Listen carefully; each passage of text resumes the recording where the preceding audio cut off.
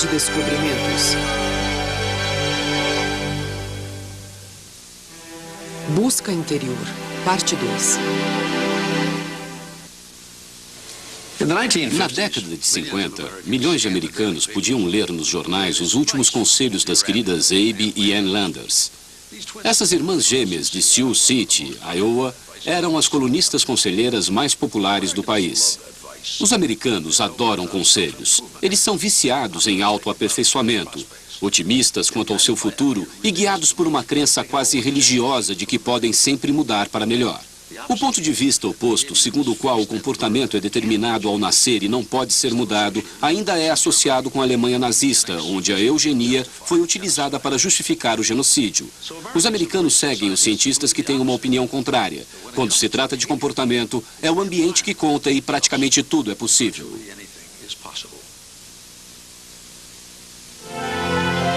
Voltaremos a seguir com o século de descobrimentos.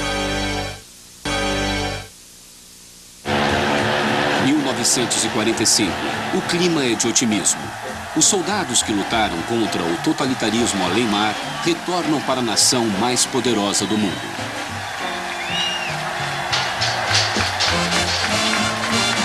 Retornam para vidas interrompidas, namoradas e famílias deixadas para trás. Com o fim da guerra e a vitória assegurada, tudo parece possível.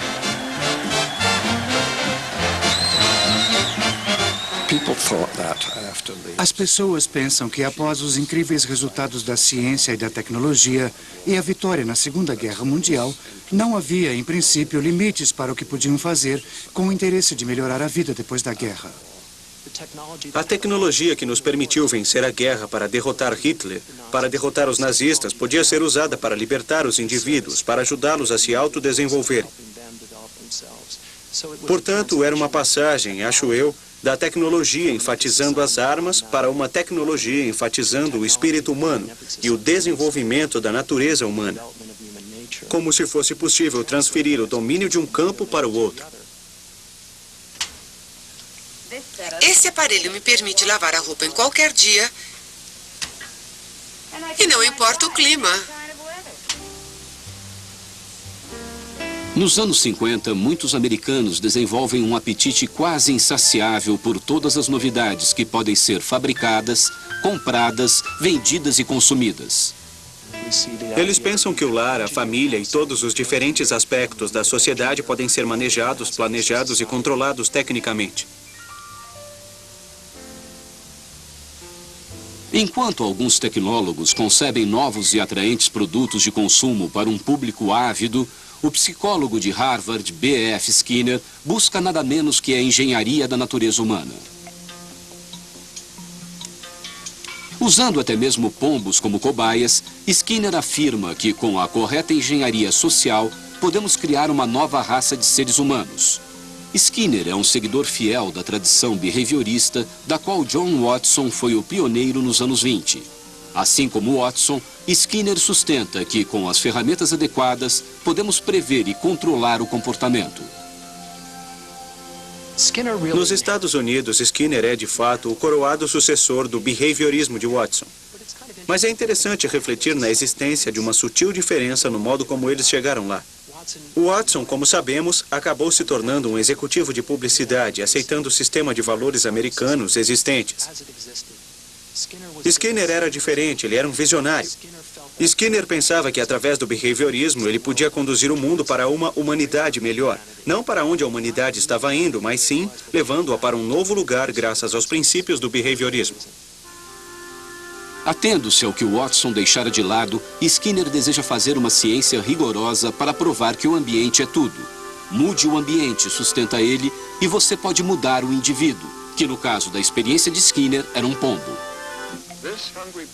Este pombo faminto se move mais ou menos ao acaso. Às vezes, gira a cabeça para a esquerda. Quando faz isso, reforçamos esse movimento, oferecendo-lhe comida. Skinner espera, então, que ele gire mais ainda. E, novamente, o alimenta. No fim, o pombo fará um giro completo, tendo aprendido que somente quando girar será recompensado.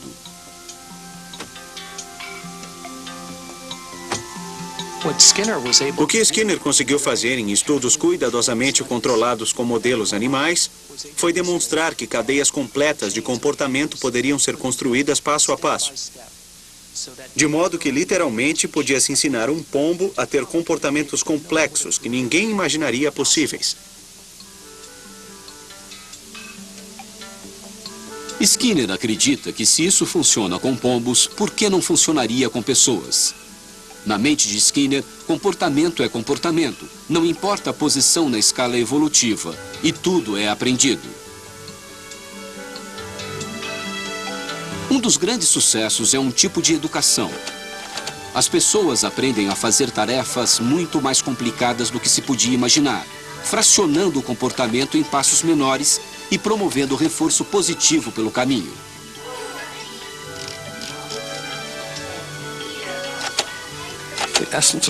A essência do trabalho de Skinner é: podemos manipular o ambiente a fim de podermos produzir qualquer tipo de comportamento desejado.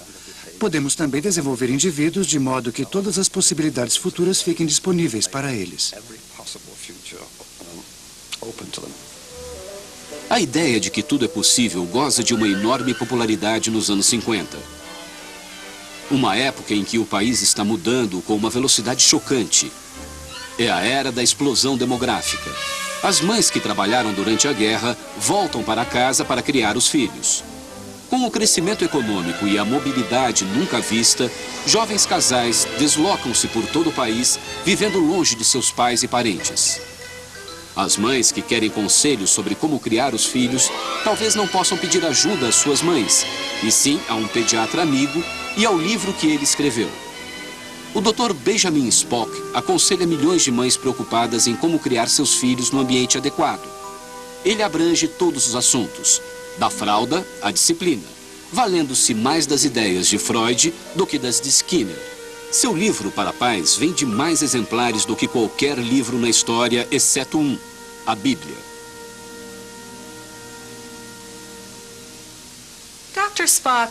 O Dr. Spock lançava a mão da ideia de que os pais e os especialistas, de certo modo, trabalhavam juntos na criação das crianças. Que eles estavam cooperando para produzir crianças sadias, personalidades democráticas, e que os manuais de puericultura, como cuidar do seu bebê, podiam ser um tipo de ajuda útil para aquelas chamadas cientistas do fronte doméstico. Cientistas do fronte doméstico famintas por conselhos de especialistas.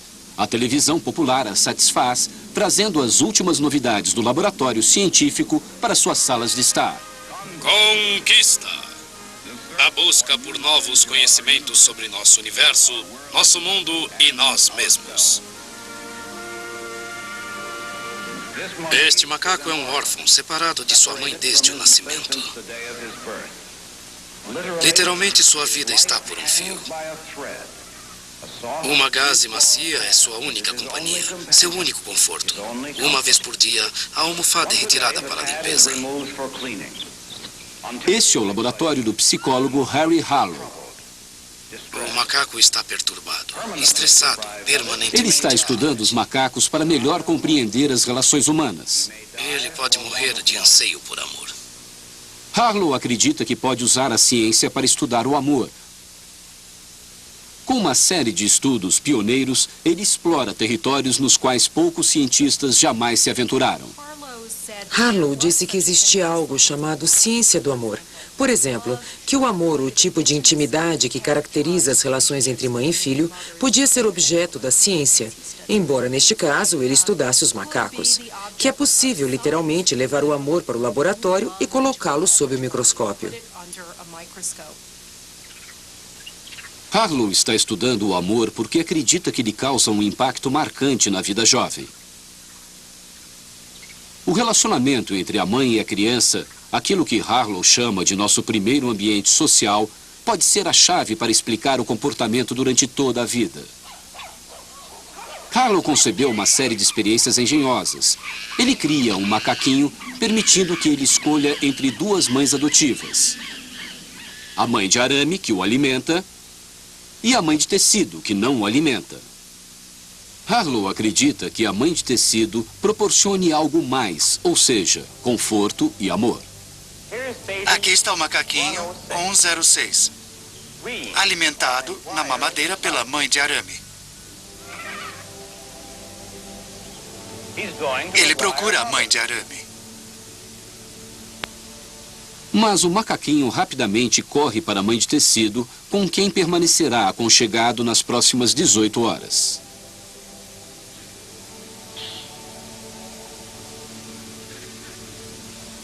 Na opinião de Harlow, ele escolhe aconchego em vez de comida. Em outra experiência, Harlow cria uma situação de medo. Para quem o macaquinho se dirige agora? Vamos descobrir qual sua reação para com sua mãe quando o amedrontamos. Ele está com medo e faz o que qualquer criança fará em situação parecida. Ele corre para sua mãe para tocá-la, para afastar o medo.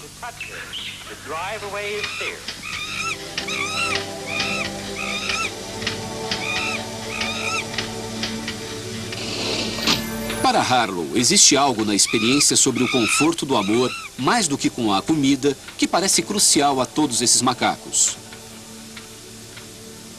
Mas o que se passa quando o macaquinho é criado sem nenhuma mãe, seja de arame ou de tecido? Nessa situação, o macaco órfão fica sozinho. Ele não busca nem mesmo a mãe de tecido quando assustado, mas recua para o seu mundo interior. Harlow acredita que demonstrou como o anseio por amor pode prejudicar um macaquinho por toda a vida e se pergunta se o mesmo vale para as pessoas. O que aparece claramente nas experiências de Harry Harlow é que as primeiras experiências e o ambiente são cruciais para o desenvolvimento sadio do bebê e da criança.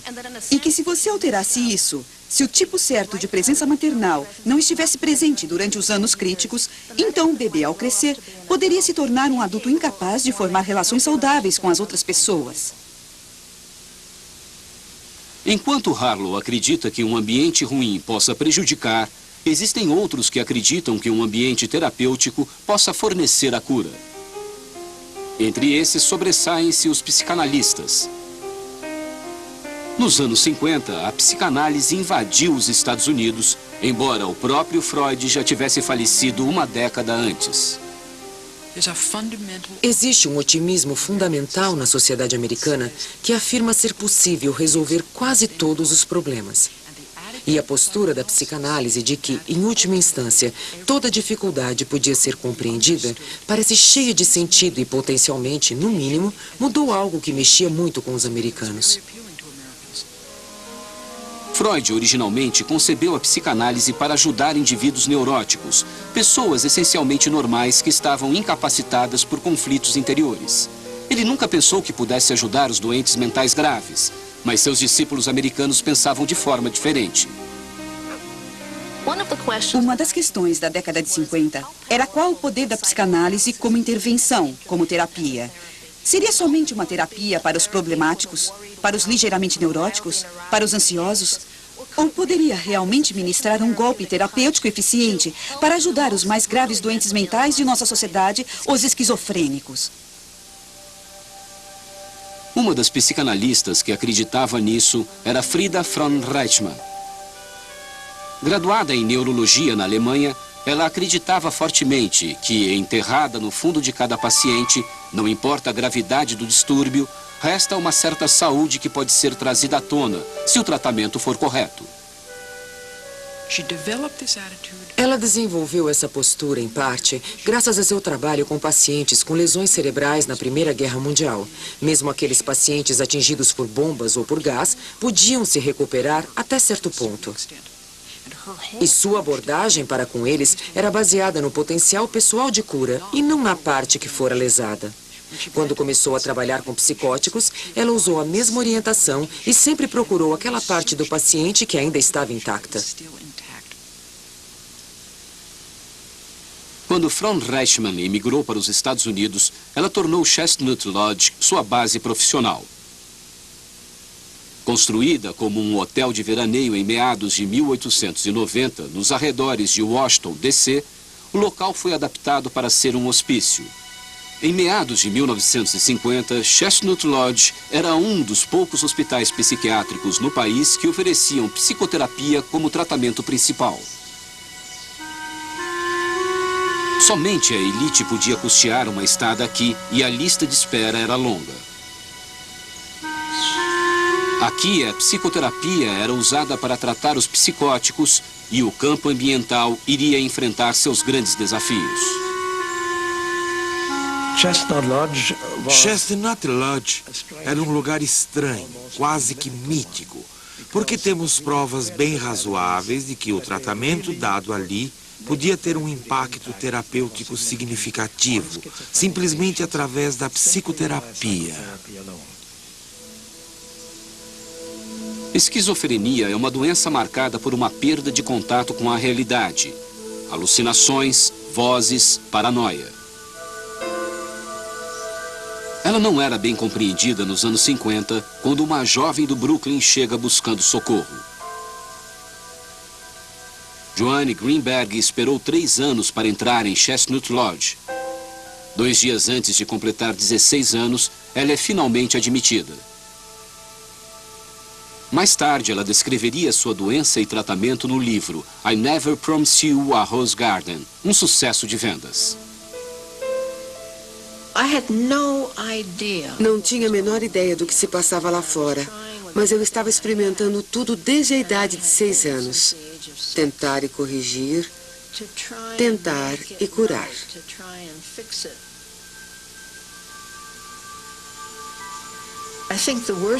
Para mim, o pior medo é, de certo modo, não estar bem. E é só mais tarde, quando você finalmente diz: ei, você não vai ficar boa, nunca vai ficar boa. É que você diz: tudo bem, então manda ver. Fale sobre o sangue nas torneiras, as pessoas caminhando como se fossem vermes. Tudo bem, você sabe, fale sobre isso. Foi o que eu fiz.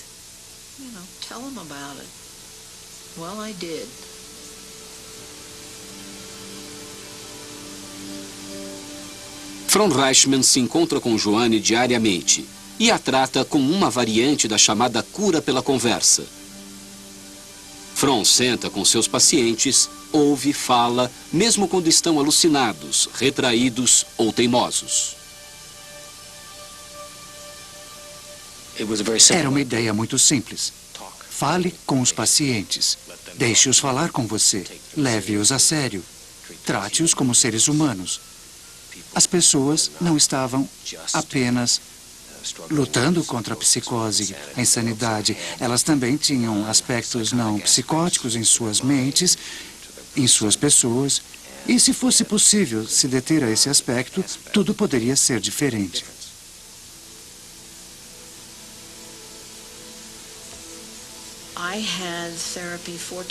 Eu fazia terapia 4 vezes por semana. Mas naqueles anos em que fiquei no hospital, era só o que eu fazia. E a terapia me tirou tudo o que eu tinha. É um processo muito difícil. Minha aliada tinha uma mente de primeira e não me deixava escapar facilmente. Ela estava tentando elucidar coisas sobre minha vida que afetavam o modo como eu via a realidade.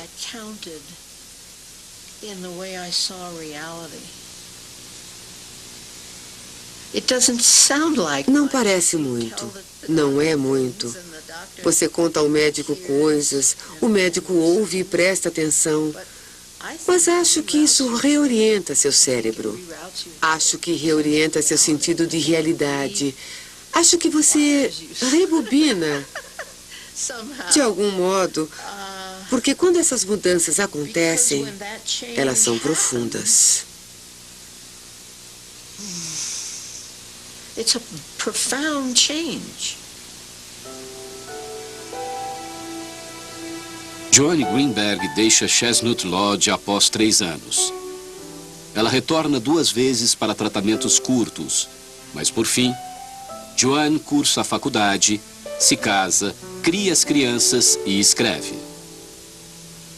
Para Joanne Greenberg, a cura pela conversa de Fron Reichman foi suficiente, mas isso se revelou ser fora do comum. A maioria dos psicóticos tratados unicamente com a terapia da conversa acabam tendo uma recaída. Logo, mesmo nas melhores circunstâncias, com os clínicos mais dedicados, os médicos que acreditam na cura pelo ambiente conseguem apenas sucesso ocasional. Nos Estados Unidos, nos anos 50, a maioria dos doentes mentais graves não estão nos melhores hospitais, nas melhores condições. Eles acabam em hospícios públicos. Aqui há uma orientação teórica diferente, enraizada na biologia, mas, novamente, com pouco sucesso. Eles acreditavam que doenças mentais graves eram basicamente distúrbios orgânicos neurológicos, essencialmente irreversíveis, como a maioria dos distúrbios neurológicos. Achavam também que as vítimas, os pacientes, precisavam ser cuidadas e, em muitos casos, pelo resto da vida.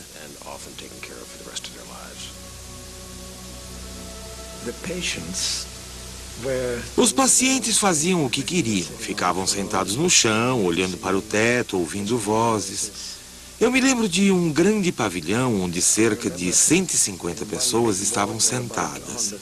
Quando o atendente, a cada 20 ou 30 minutos, batia palmas, todos se levantavam e davam uma ou duas voltas ao redor do pavilhão, que era bastante grande. Então, ele batia palmas de novo e eles se sentavam. Era assim que se exercitavam, mas não era do lado de fora, porque todos os pavilhões eram trancados, e muito bem trancados. Os médicos oferecem o que podem. Usam duchas, esguichos, choques, operam. Os pacientes ficam em câmaras de gás carbônico, em salas refrigeradas, seus dentes são arrancados, são feitas sangrias, seus cérebros são fatiados. Mas o problema de tratar os desesperadamente enfermos não diminui. Nenhum lado da batalha, seja em Chestnut Lodge ou nos hospícios públicos, parece ter a resposta. O grande desafio na história da psiquiatria é que um certo tratamento sempre funciona para alguns pacientes, mas para outros não. Cada tratamento que se pode discutir, embora pareça maluco para nós agora ou bem elaborado, funciona para alguns e não funciona para outros. Os médicos tentavam tudo que parecesse dar mais resultado. Eu me lembro de um grupo de estudantes de medicina visitando o hospital com um guia. Vendo os pacientes gesticulando para o teto e falando sozinhos, um deles me perguntou: será que algum dia existirá algum tipo de pílula que acabará com a terrível tortura que essas pessoas sofrem? E eu, sorrindo, disse: bem, não será uma pílula, mas talvez descobramos uma forma de tratamento melhor do que a que utilizamos agora. Mas você sabe, isso parecia ridículo. Na França, porém, em 1952, mesmo o que parece ridículo é perseguido. Aqui em Paris, em um hospital geral, uma descoberta acidental conduz à pesquisa de um tratamento radicalmente novo. Um tratamento que pode não só dar nova esperança aos pacientes, como também revolucionar o modo como a psiquiatria encara a doença mental. Isso começou com um cirurgião chamado Henri Laborit, que buscava um medicamento para acalmar seus pacientes antes da cirurgia. Ele adapta um preparado existente, acrescentando uma antihistamina. Ele descobre que a nova droga chamada cloropromazina, ou Largactil, acalma seus pacientes. E então, ele propõe a alguns psiquiatras amigos seus que... Ei, quem sabe essa droga possa ser útil em seus pacientes muito loucos. Parece que ela possui esse efeito favorável. E foi nessa base que essa droga foi testada pela primeira vez em pessoas com esquizofrenia. O primeiro teste foi aqui em Saint-Annes, um hospital psiquiátrico francês. Assim como no resto da Europa, a esquizofrenia é considerada um distúrbio neurológico, uma doença que nenhuma quantidade de conversa conseguia curar. Os psiquiatras Jean Delay e Pierre Denaquer realizam o primeiro teste. Pierre Pichot faz parte da equipe. Em psiquiatria, não conhecíamos o mecanismo, o mágico mecanismo das doenças mentais. Então, tudo foi tentado. apenas, como se diz, na base da sorte.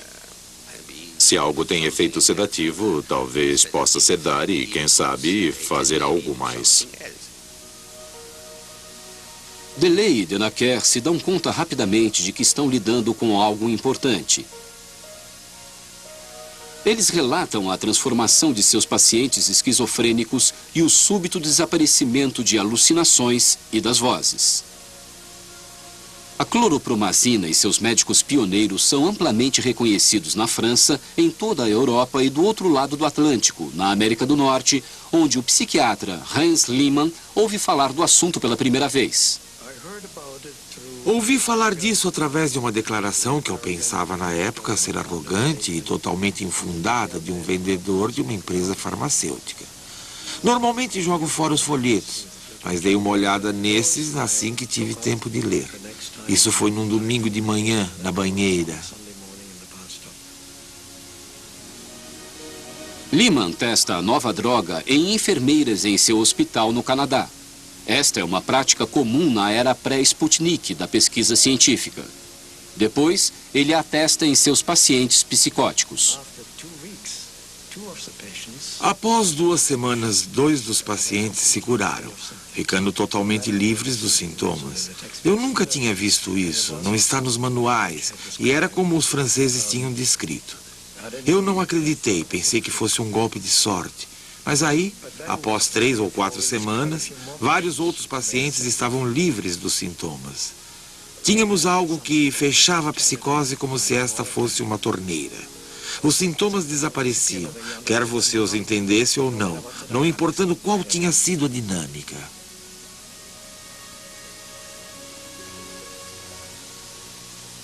E a cloropromazina é apenas o começo. Das pílulas para os doentes mentais graves, até os tranquilizantes para os levemente ansiosos.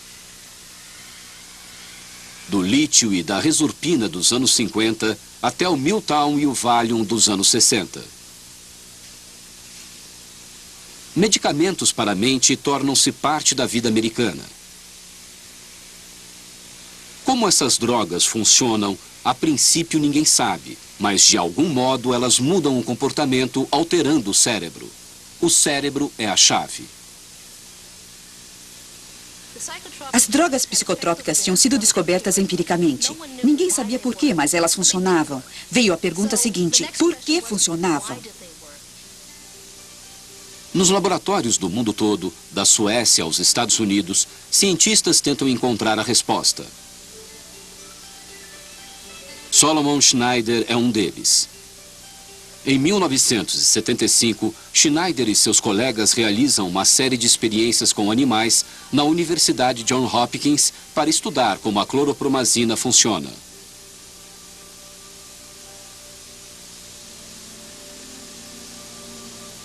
Ele injeta a droga em ratos para ver como ela afeta o cérebro. O que ele descobre são mudanças na química do cérebro. A cloropromazina parece afetar uma substância química em particular, a dopamina.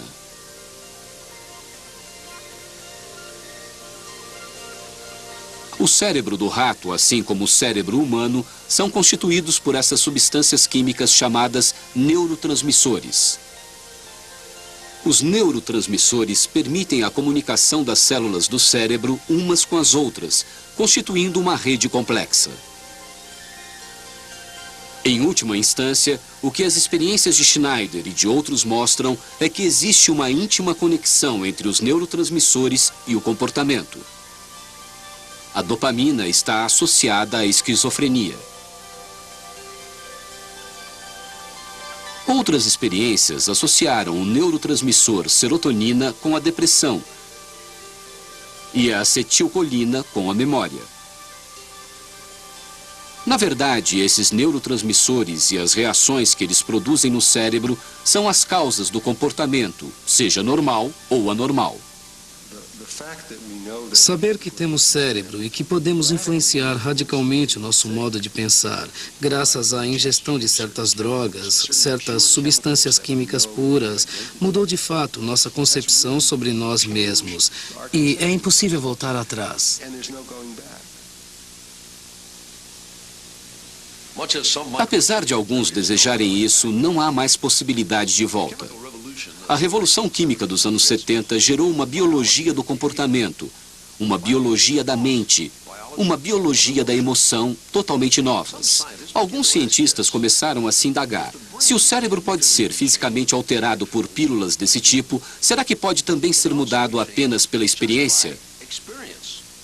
A resposta veio de uma modesta criatura, uma lesma do mar. A diferença entre sua anatomia e a nossa é colossal, mas sua bioquímica é semelhante o bastante para permitir um experimento crucial.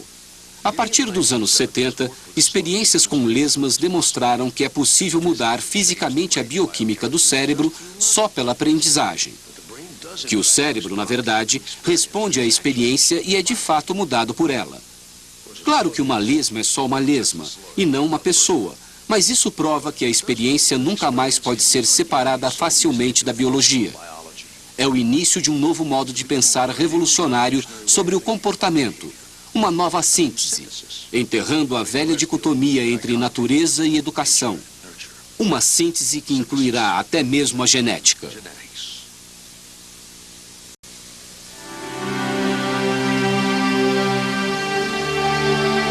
Versão brasileira, Tempo Filmes, São Paulo.